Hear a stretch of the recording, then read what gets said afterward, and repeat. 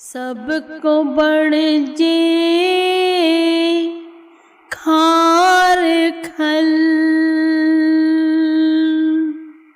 हीरा कोई ना ले।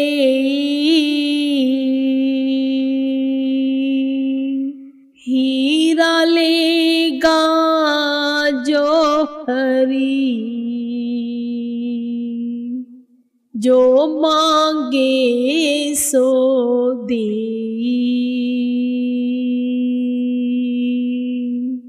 हीरा लेगा जो हरी, मांगे सो दे।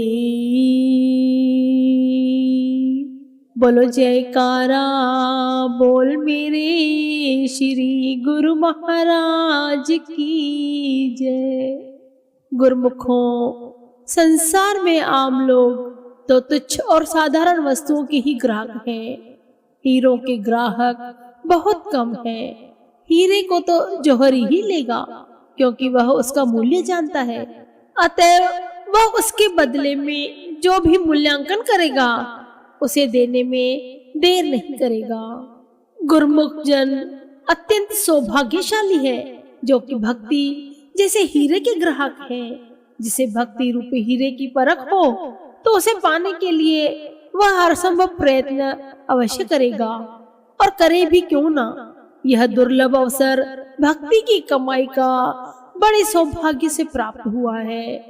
सब साधन भी मिल गए हैं, इसलिए हर गुरुमुख का यही कर्तव्य हो जाता है कि इस दुर्लभ अवसर का लाभ प्राप्त करते हुए महापुरुषों के उपदेशों एवं निर्देशों के सांचे में जीवन को ढालते हुए तथा भक्ति की कमाई करते हुए अपने जीवन को वास्तविक अर्थों में सफल बनाए।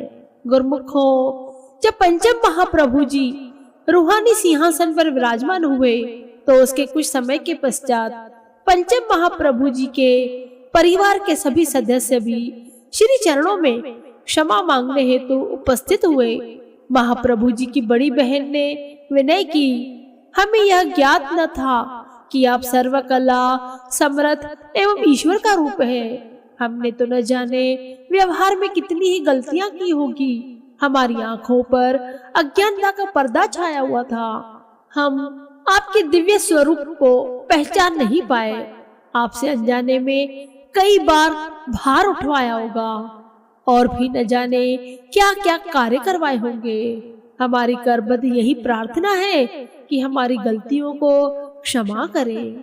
श्री सद्गुरुदेव पंचम महाप्रभु जी ने मंद मंद मुस्कुराते हुए फरमाया, अब क्या भार उठाने वाला कोई और ढूंढ लिया है। वे सोचने लगे कि श्री प्रभु जी ने अक्षरशः सत्य फरमाया है। इन्होंने हमारे जीवन का ही नहीं अपितु सारी सृष्टि का समस्त भार उठा लिया है। केवल इस लोक में ही नहीं बल्कि परलोक में भी सारी जिम्मेवारी ले ली है। अतः इन रहस्यमय प्रवचनों को सुनकर उन्होंने दंडवत प्रणाम किया और आशीर्वाद पाकर इस विचार से मुक्त हो गए। गुरुमुखों, देखो महापुरुषों के वचन, क्या भार उठाने वाला कोई और ढूंढ लिया है। गुरुमुखों, कभी कभार ऐसा भी होता है कि जो महान विभूतियां होती हैं, संत महापुरुष होते हैं, वह जिस परिवार में जन्म लेते हैं उनके परिवार वालों को तो ये पता ही नहीं रहता कि हमारे घर महान विभूति का, महान आत्मा का जन्म हुआ है। ये तो बाद में पता चलता है। माता यशोदा भी जब कृष्ण का लालन पालन करती है, उसे रस्सी से बांधती है, कभी डांटती और फटकारती है, तो उन्हें ये नहीं पता रहता कि ये सर्वशक्तिमान त्रिलोकीनाथ है। एक बार जब यशोदा मैया ने कृष्ण से कहा था कि मुंह खोलो, क्योंकि कृष्ण जी ने मुंह में मिट्टी डाल रखी थी, इसे निकालने के लिए यशोदा मैया ने कहा मुंह खोलो। जैसे ही कृष्ण ने मुंह खोला तो देखा कि संपूर्ण ब्रह्मांड उनमें समाया हुआ है। फिर योग माया ने ऐसा पर्दा डाल दिया यशोदा मैया के ऊपर कि वह भूल गई कि उनका बेटा जो है वो त्रिलोकीनाथ है। जैसे ही वह पहले उनका लालन पोषण करती थी, अब भी वैसे ही करने लगी।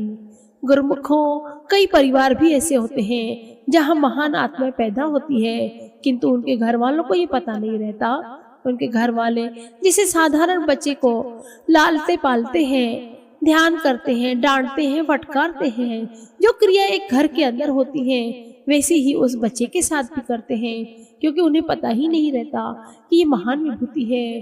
कुछ समय पश्चात जब वे भविष्यवाणी करते हैं या कुछ ऐसी बातें बताते हैं जो होने वाली होती है, महान आत्मा को पहले से ही पता चल जाता है। या फिर कुछ बच्चे जो होते हैं किसी का दुख सुनकर उनकी पीड़ा अपने तन पर लेते हैं, तो ये उस समय पता नहीं चलता। हमें लगता है कि शायद इस बच्चे को नजर लगी है या फिर तबीयत खराब हो गई है। असल में वे महान आत्माएं जो होती हैं कुछ रूहानियत की होती हैं जो ये सब कार्य करती हैं। ऐसी महान विभूतियों के जन्म लेने पर ही, शुभ अवतरण पर ही ये धरती जो है चल रही है, क्योंकि पाप प्रवृत्ति तो बहुत बढ़ गई है, किंतु संत महापुरुष जो है वे पुण्य कर्म कर रहे हैं जिनके फल स्वरूप धरती पर लोग टिके हुए हैं। ऐसी महान आत्माओं का उठते बैठते आत्मा से वंदन करना चाहिए, शुक्राना अदा करना चाहिए।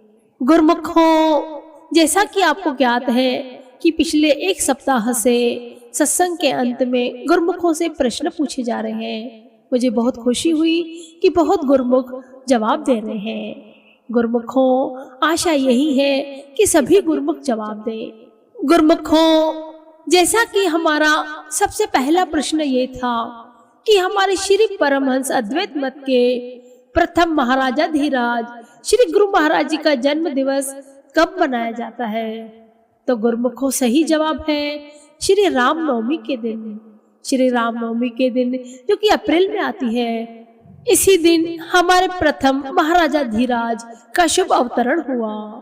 गुरुमुखों, उसके बाद हमने ये पूछा कि ऐसी दो महान विभूतियां कौन सी है जिनका जन्म स्थल एक ही है और वे कौन सी हैं, तो गुरुमुखों सही जवाब है श्री द्वितीय पातशाही जी श्री गुरु महाराज जी और श्री चतुर्थ पातशाही जी श्री गुरु महाराज जी। दोनों महान विभूतियों का जन्म स्थल एक ही है, सिंध प्रांत के टेरी में। गुरुमुखों, इसके पश्चात तीसरा प्रश्न ये था कि हमारे अंतर्यामी घट घटवासी नैनाभिराम पंचम महाराजा धीराज का जन्म स्थल कौन सा है, कौन से गांव में उनका शुभ अवतरण हुआ, और छठी पातशाही जी श्री गुरु महाराज जी ने दया करके, रहमत करके जो धाम बनाया है उसका नाम क्या है, तो गुरुमुखों सही जवाब है हमारे पंचम महाराजा धीराज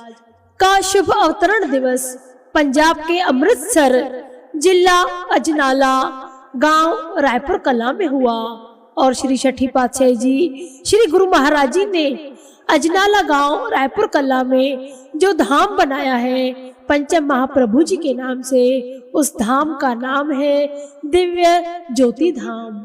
गुरुमुखों, हमारा अगला प्रश्न था ऐसी पुण्य धरा का नाम बताओ जहां पर हाजरा हुजूर श्री छठी पातशाही जी गुरु महाराज जी का शुभ अवतरण हुआ, और उनके माता पिता का नाम क्या है जिन्हें ये सौभाग्य प्राप्त हुआ, तो गुरुमुखों सही जवाब है हमारे श्री छठी पातशाही जी गुरु महाराज जी का शुभ अवतरण दिवस मध्य प्रदेश के जिला गुना, जो कि वर्तमान में अशोकनगर के नाम से विख्यात है, विश्व विख्यात है। वहां पर श्री आनंदपुर में चक सुखपुर की पुण्य धरा पर हमारे छठी पातशाही जी श्री गुरु महाराज जी का शुभ अवतरण हुआ, और उनके पिताजी का शुभ नाम श्री निर्मल दास जी और माताजी का नाम पूज्य पारीबाई जी है, जिन्हें ये सौभाग्य प्राप्त हुआ।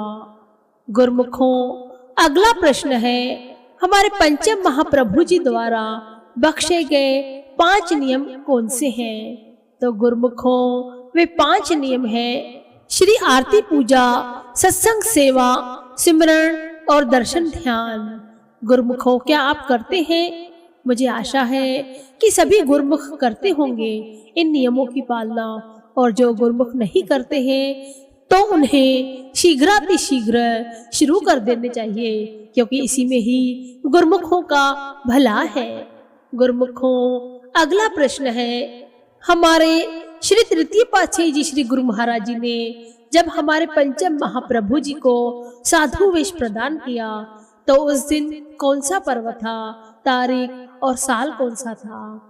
तो गुरुमुखों, सही जवाब है, हमारे श्री तृतीय पातशाही जी श्री गुरु महाराज जी ने जब हमारे पंचम महाप्रभु जी को साधु वेश प्रदान किया तो उस दिन जन्माष्टमी का शुभ पर्व था और 2 सितंबर सन 1956 रविवार के दिन महाप्रभु जी को साधु वेश प्रदान किया गया। अगला प्रश्न गुरुमुखों, श्री आनंद सर महातीर्थ की स्थापना कब हुई और श्री परमहंसों की कौन सी पातशाही जी ने इसका उद्घाटन किया? गुरुमुखों, सही जवाब है, श्री आनंद सर महातीर्थ की स्थापना हमारे श्री तृतीय सम्राट जी ने 16 नवंबर 1954 मंगलवार के शुभ दिन की। इस आनंद सर में सब गुरुमुख स्नान करते हैं। ऐसा लगता है मानो सब तीर्थों में ये महान तीर्थ है और करना भी चाहिए। महापुरुषों ने इतनी मेहनत करके, इतने उपकार करके जो हमारे लिए भक्ति के साधन तो बनाए ही हैं, भक्ति के स्थल भी बनाए हैं, तो सभी गुरुमुखों को वहां अवश्य जाना चाहिए।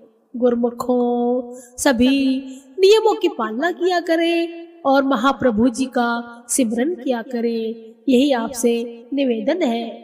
इसी में ही सब गुरुमुख सुखी रहेंगे और खुश भी रहेंगे। महापुरुषों की प्रसन्नता प्राप्त होगी, जीवन सफल होगा। बोलो जयकारा बोल मेरे श्री गुरु महाराज की जय।